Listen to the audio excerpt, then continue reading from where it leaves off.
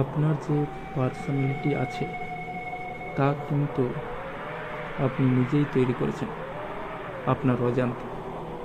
একটু একটু করে ধীরে ধীরে গড়ে উঠেছে।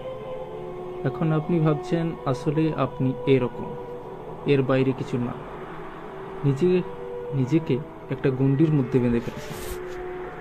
আসলে আপনি জানেন না আপনি কি রকম, আপনার কি চাই।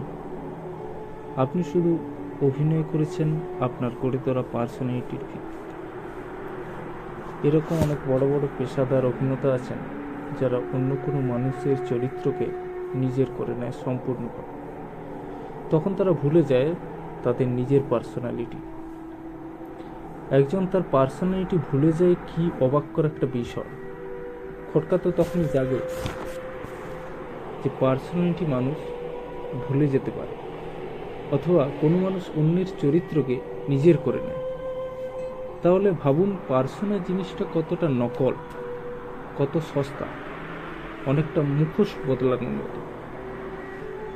মজার বিষয় যে আপনি নিজেও আপনার আসল চেহারা জানেন না। আপনি হয়তো অনেক রকম মুখোশ পরে আসেন, এর কাছে একরকম, ওর কাছে একরকম। সেটা একদিক থেকে ভালো জিনিস, সবার কাছে একই রকম অ্যাক্ট করার প্রয়োজন নেই। কিন্তু আপনি কি জানেন আপনি নিজের কাছে কীরকম? আপনি এখন যে পার্সোনালিটির মালিক তা আপনি একটু একটু করে ধীরে ধীরে বিভিন্ন জায়গা থেকে সংগ্রহ করে বানিয়েছেন।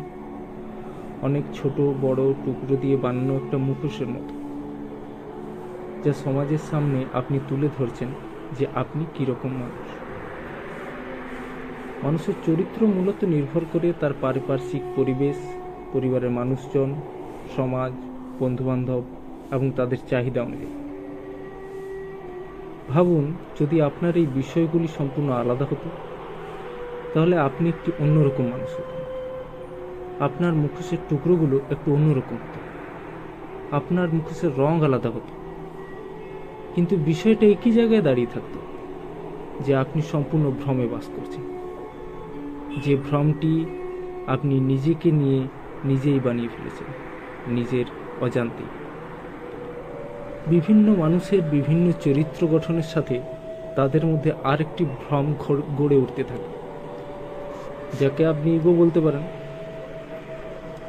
ধীরে ধীরে আপনি একটি কমপ্লেক্স ম্যাট্রিক্সের মধ্যে ঢুকতে থাকেন, একটি চরিত্রের ম্যাট্রিক্স। সেখানে আপনি ঢুকতে থাকেন, যার কোনো শেষ নেই, যার কোনো ফিরে আসা নেই, যদি আপনার নিজের চেষ্টা না থাকে ফিরে আসার জন্য।